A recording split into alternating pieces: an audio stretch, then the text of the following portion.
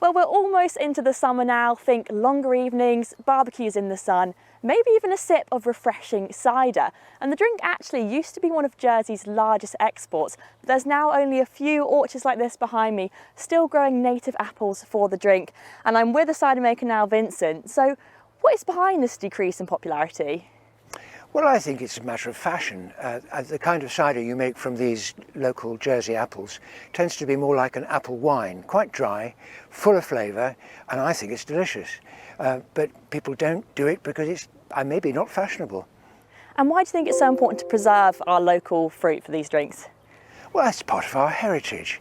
And I happen to think that making cider actually produces, in Jersey, from these apples, produces a very nice drink, and I enjoy it, so that's in itself a good reason to continue doing it. Well, you did have a bit of damage as well, didn't you, to some of your trees from the Storm Kieran. What are you doing now to help these trees grow so you can continue making cider?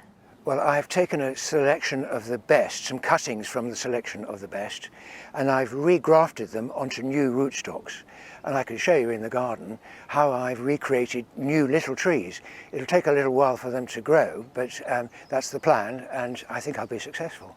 So a few years perhaps until we'll see the fruit from those trees. What kind of weather do you need for apples to grow well? Oh, well, you need fine weather, a little bit of rain. Especially the new little trees need regular watering. So if the rain comes and does it for me, I'm not going to object. But they do need sunshine too. Perfect. Well, let's see if it's going to be any good conditions for apple growing. Here's your full forecast.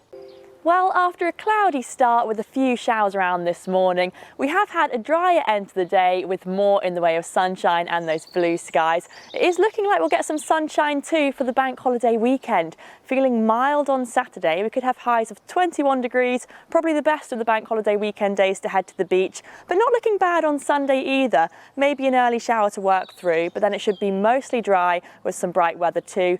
By Monday though, things are turning a bit more unsettled, a bit cooler and a bit cloudier, likely to end the weekend.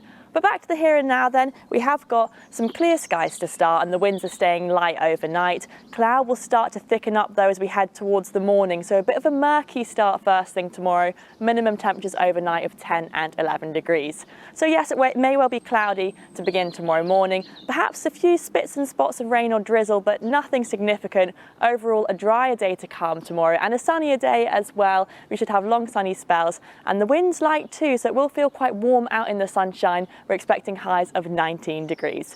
Let's get our times of high water then, between 7:30 and 8:30, later on between 8 and 8:30. And the sea temperature now is at 14.2 degrees, so not boiling, but it's starting to get that little bit warmer. So in summary then, our week ahead, we've got a lot of bright weather to come. As I said, it's going to be feeling warm on Saturday. That's the best of the bank holiday weekend days to head to the beach, but not bad on Sunday either. Some bright spells and turning a bit more unsettled and cloudy by the Monday.